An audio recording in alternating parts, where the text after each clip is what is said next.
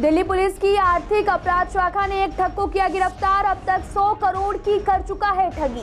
Police को काफी समय से दे रहा था चकमा।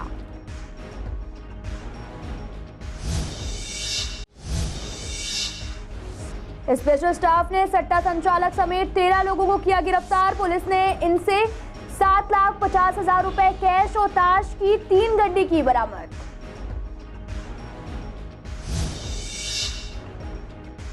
मधु विहार में एक महिला ने फांसी लगाकर किया सुसाइड। महिला के परिवार वालों ने लगाया ससुराल वालों पर आरोप। परिवार वाले लगा रहे इंसाफ की गुहार।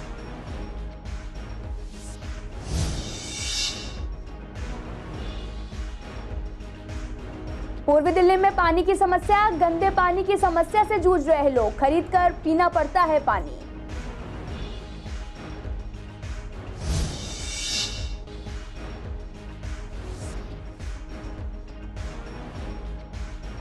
नशे के खिलाफ युवा वर्ग को किया गया जागरूक। विवेक विहार में किया गया नुक्कड़ नाटक। आयोजक ने बच्चों और बड़ों को नशे के खिलाफ दी नसीहत।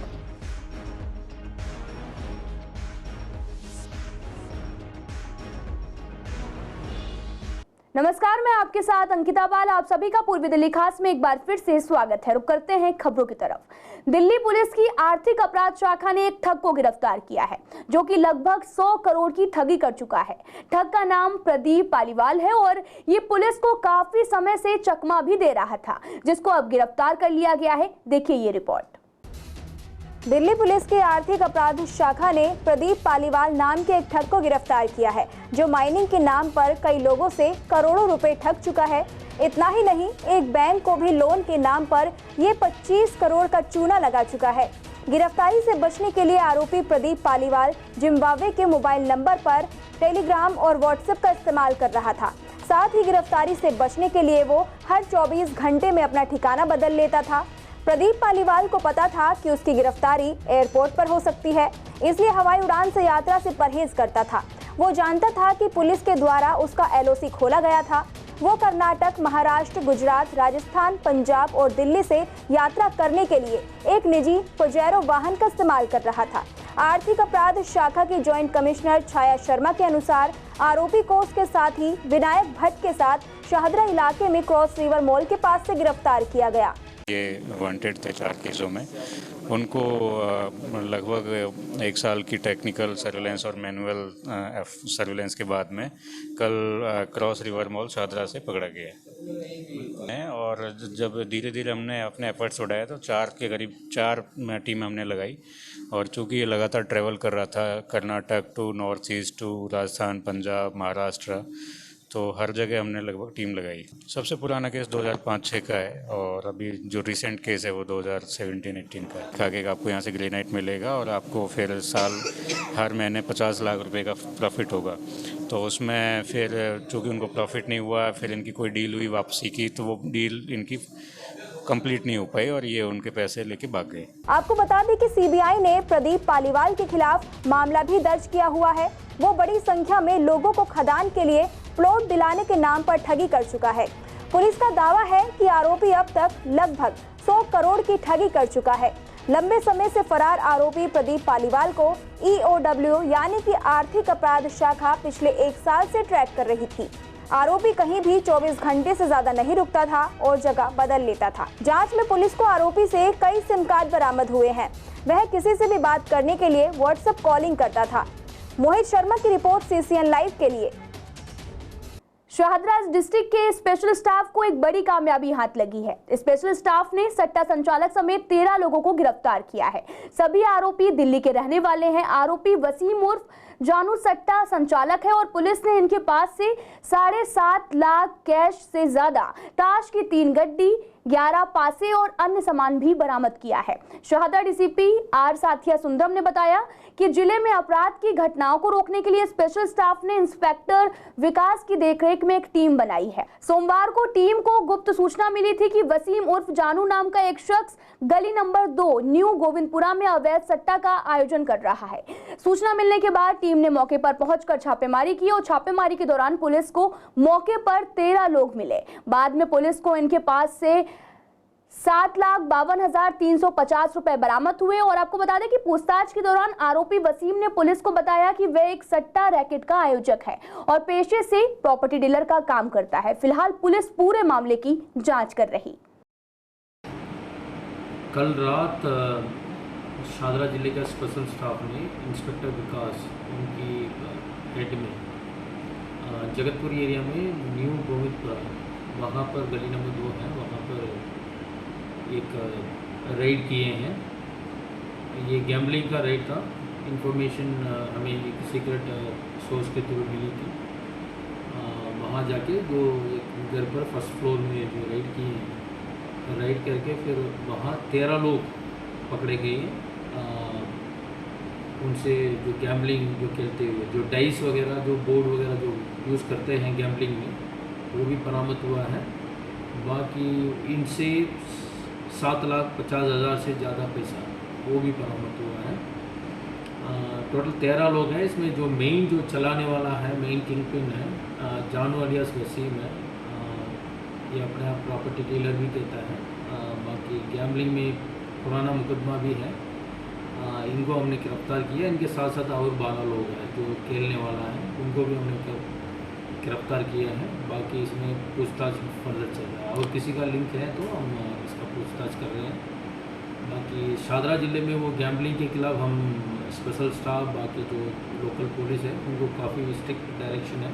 अगर कभी भी कोई इत्तला मिल जाएगी, इन्फॉर्मेशन मिल जाएगी तो उसमें हम तुरंत कार्रवाई करेंगे।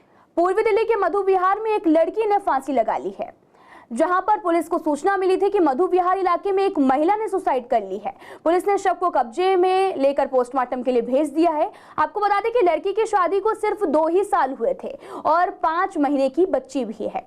लड़की के परिवार वालों का आरोप है कि हमारी बेटी को ससुराल वालों ने मार डाला। लड़की के पति का नाम रवि है और वो लेबर का काम करता है। वहीं लड़की की मां का कहना है कि पिछले कुछ समय से ससुराल वाले दहेज की डिमांड कर रहे थे। साथ ही लड़की ने फांसी लगाने से पहले अपनी मां को बताया था कि मेरे पति किसी और के साथ अफेयर में हैं, लेकिन लड़की की मां ने उसको समझा बुझाकर नजरअंदाज कर दी बात और कहा कि ऐसा कुछ भी नहीं है।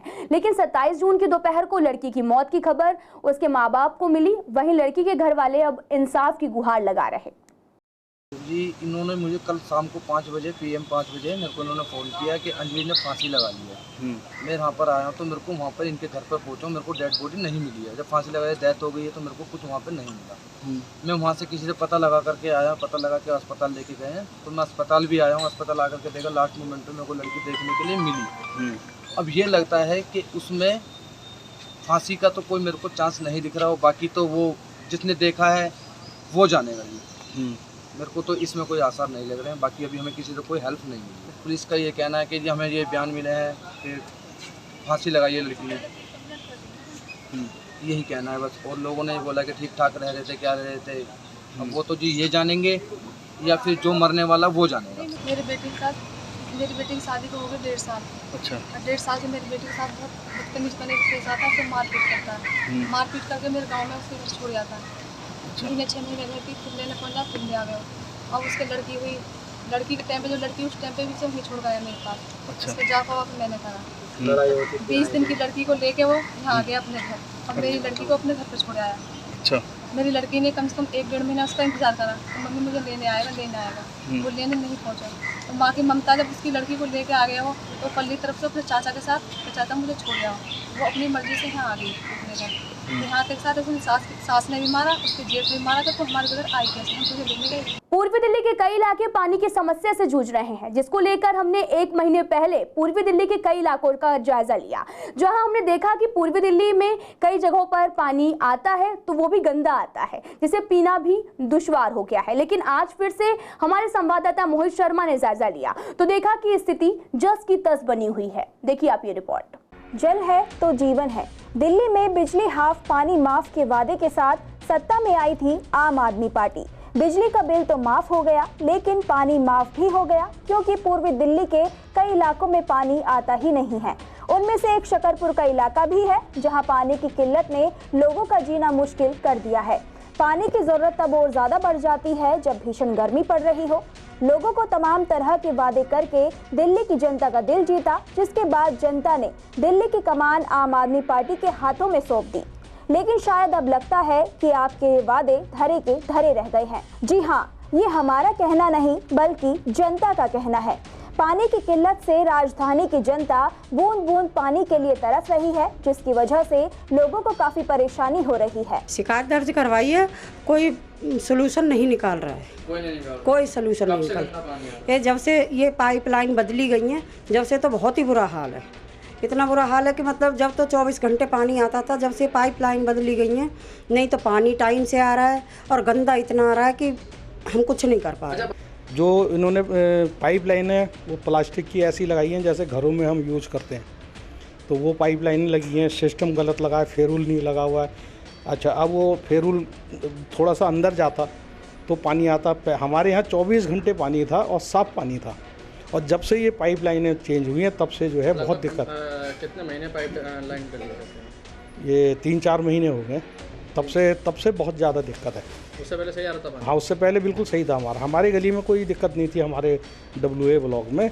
ये लाइन चेंज करने से, और लाइन चेंज करने की ज़रूरत भी नहीं थी, ज़बरदस्ती चेंज करी है इन्होंने, उसकी वजह से बूंद बूंद पानी के लिए तरस रही है जनता। पूर्वी दिल्ली के कई इलाकों में पानी की समस्या। शकरपुर में 3 महीनों से नहीं आ रहा है पानी। लोगों को मजबूरन खरीदकर पीना पड़ता है पानी।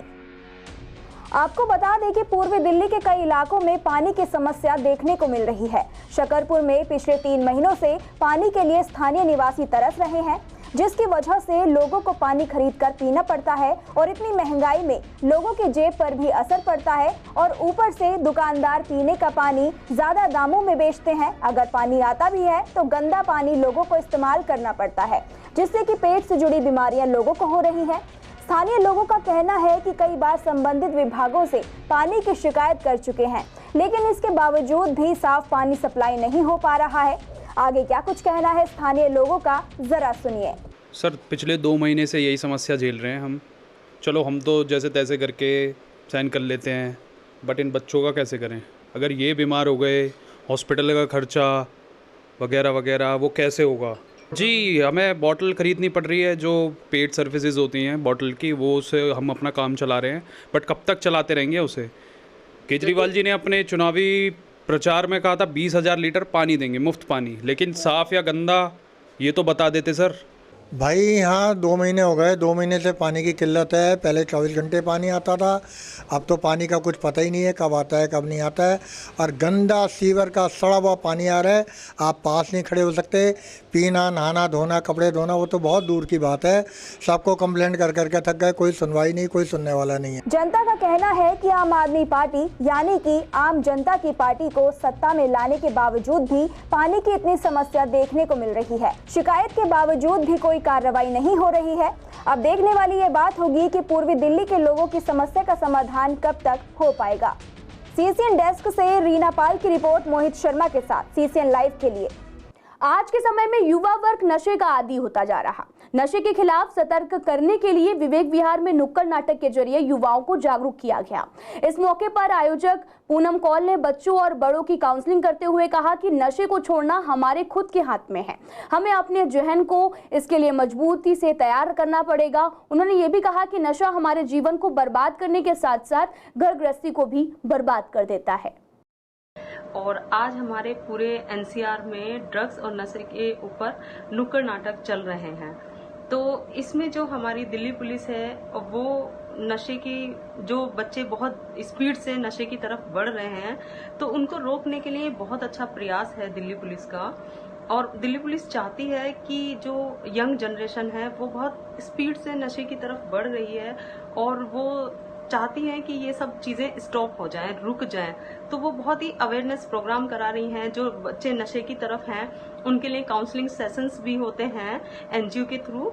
और सबसे ज्यादा दुख इस चीज का है कि नशा करने से आपका मानसिक तौर पे, शारीरिक तौर पे आप बहुत कमजोर होते हैं। तो नशा हमारे शरीर को खोखला करता है और हमारे जीवन को भी नष्ट करता है। और जो नशा होता है वो सबसे ज्यादा हमारे दिमाग से खेलता है।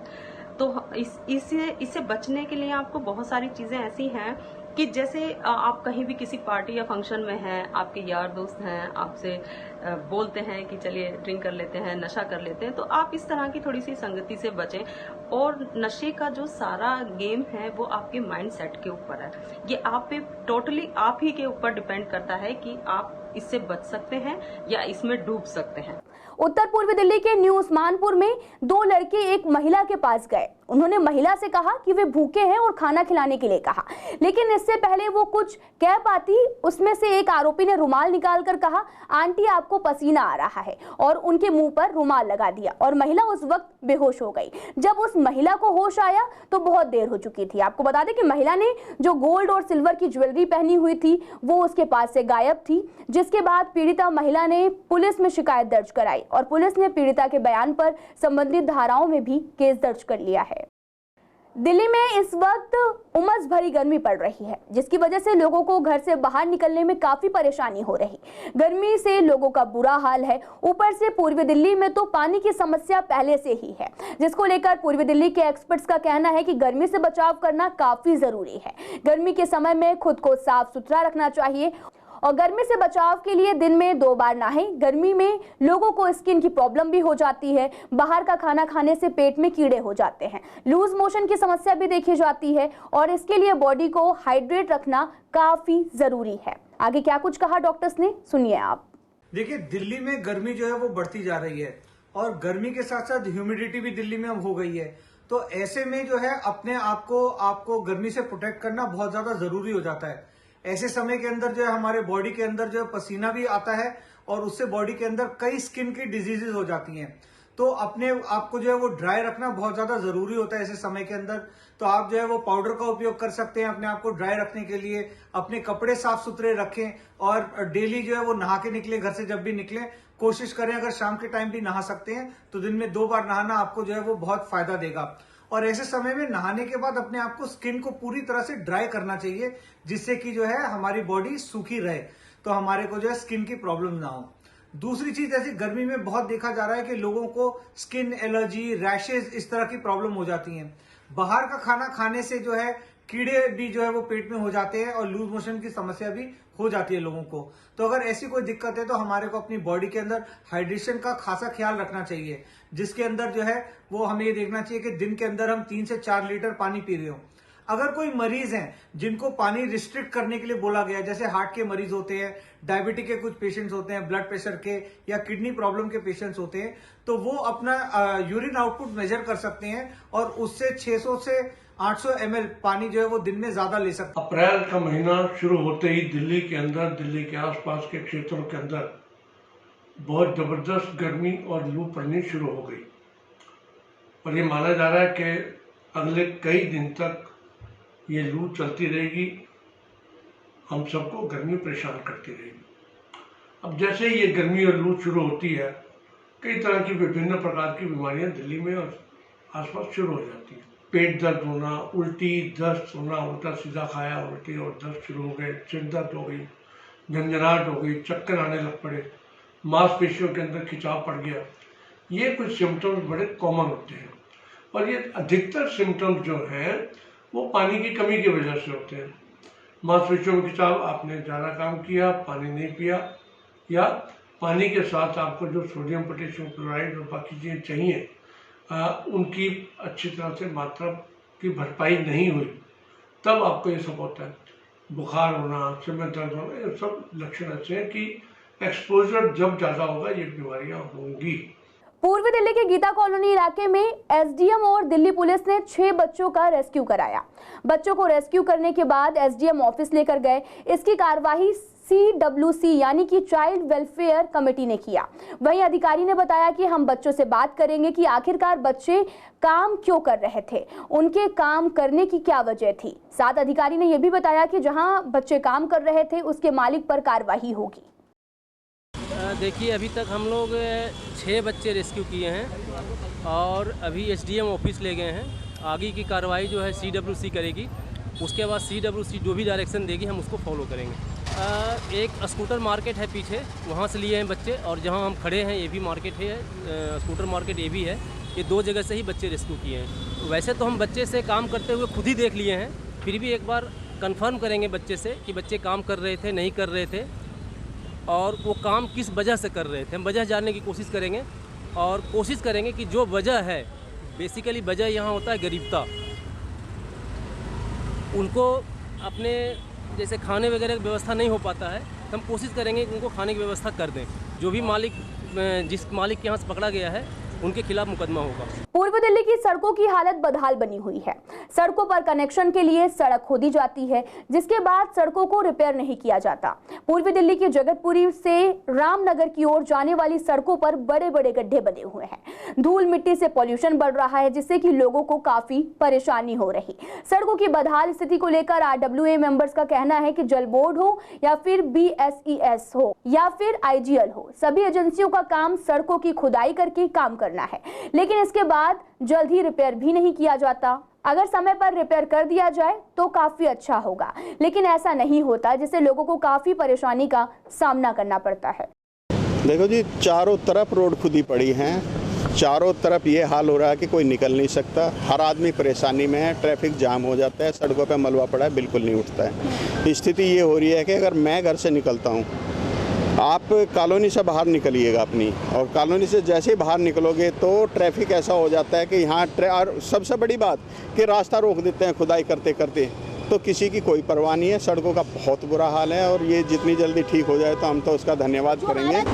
ये रोड कटिंग्स का जो मामला है ये कॉरपोरेशन से संबंधित है। सड़कों की कटिंग के चार्जेस जो है कॉरपोरेशन इंडिविजुअल से लेता है। बिजली की तार बिछाना हो या पानी का कनेक्शन लेना हो तो रोड कटिंग के चार्जेस लिए जाते हैं, लेकिन उनको टाइमली उनको ठीक नहीं किया जाता, जिससे जो है ठोकर बनी रहती है। पैदल चलने वाले को भी दिक्कत है, ट्रैफिक वाले को तो दिक्कत है ही है। स्कूटर मोटरसाइकिल वाले गड्ढों में गिर जाते हैं, तो इसकी व्यवस्था तो कॉरपोरेशन को करना चाहिए। मुख्य समस्या गड्ढों की वजह से ये है कि जैसे BSES, दिल्ली जल बोर्ड और IGL ने जो ये संस्थाएं काम करती हैं, अंदर पाइपों की रिपेयरिंग करती है, पाइपलाइन डालती है अपनी या केबल डालती हैं, वो रिपेयर जो करते हैं कम्पैक्ट करके नहीं करते रिपेयर, उसको ऐसे ही ऊपर से उसकी जो लेयरिंग कर देते हैं, जो हल्के फुल्के पानी गिरने से बरसात से जो बैठ जाती है, उससे ज़्यादा हाथ से का डर रहता है कि कहीं कोई चल रहा है रोड पे और एकदम वो बैठ गई कार से, तो कार अंदर भी उसकी जो घुस सकती है। गड्ढों में अब जैसे मानसून आएगा, गड्ढों में पानी भर जाएगा, उससे मच्छर पनपेंगे तो मलेरिया फैलेगा और डेंगू फैलेगा। ये संस्थाएं जो हैं ये खाना पूर्ति करती। विश्वास नगर में स्थित नाली की दीवार काफी लंबे समय से टूटी पड़ी है, जिसकी सुध लेने वाला यहाँ कोई भी नहीं है। आपको बता दें कि यहाँ दीवार टूटने से हादसों का खतरा भी बना हुआ है, और साथ ही लोग मलबा भी यहाँ डाल जाते हैं, जिसकी वजह से सारा मलबा सड़क पर आ जाता है, जिससे कि फुटपाथ भी गिर गया है, और साथ ही यहाँ की सड़क भी काफी व्यस्त है। कोई भी हादसा किसी भी वक्त हो सकता है, लेकिन प्रशासन इसकी सुध नहीं ले रहा। तो ये क्लोजिंग एरिया आप देख रहे हैं, यहाँ पे नाला है ये तो, प्लस ये कूड़ा करकट, डेंगू मलेरिया एवं मच्छरों की बतेरी में है। यहाँ पे बहुत परेशानी है। प्लस ये है कि अंधेरे में बहुत बार दिखता भी नहीं है, कई बार बच्चे भी गिर जाए, कोई अपने बड़े बुजुर्ग है वो गिर जाए। अब कई बार इसकी 2 एप्लीकेशन भी लगाई है, पर कुछ सुनवाई होती नहीं सरकार के द्वारा। हाँ जी बिल्कुल। ये मलबा जो है देखिए, पहले तो इसमें फिलहाल में कुछ काम चल रहा था बीच में, क्योंकि जब भी हमारा आने जाना यहाँ लगा रहता था, रोज़ ऑफिस टाइम वालों का, तो यहाँ आना जाना हमारा लगा रहता था, तो चलता था। प्लस ये है कि अब ये बीच में सारा आ गया है रोड पे, तो इससे और परेशानी हो रही है दिन पे दिन। अब देखो गवर्नमेंट को तो यही करना चाहिए कि देखो इसकी सुविधा करवानी चाहिए थोड़ी सी। प्लस ये इसकी साफ़ सफाई भी नहीं होती है, आप देख रहे हो काफ़ी टाइम से लग रहा है जर्जर हालत में है, तो MCD को ठीक करानी चाहिए। एक्सीडेंट भी हो सकते हैं, यहाँ पे बच्चे भी चलते हैं आने जाने के लिए, वो भी नाला पीछे बहुत बड़ा नाला है आपका, वो भी गिर सकता है। फुटपाथ रोड को बड़ा कोई ध्यान नहीं देता इन चीज़ों को। MCD का काम है, लेकिन MCD नकारी है, बिल्कुल कुछ करना नहीं चाहती। पब्लिक के फेयर में कोई काम होता ही नहीं है सर। हाल कई साल हो चुके, देखो हालत देखो ना अब इसकी, बहुत साल हो, कोई बनाने वाला नहीं आने इसको। फंड में कागजों में सारे काम होते हैं, और प्रैक्टिकली आप देख रहे हो क्या है इसके। फिलहाल इस बुलेटिन में इतना ही। तमाम खबरों के लिए आप देखते रहिए CCN लाइव।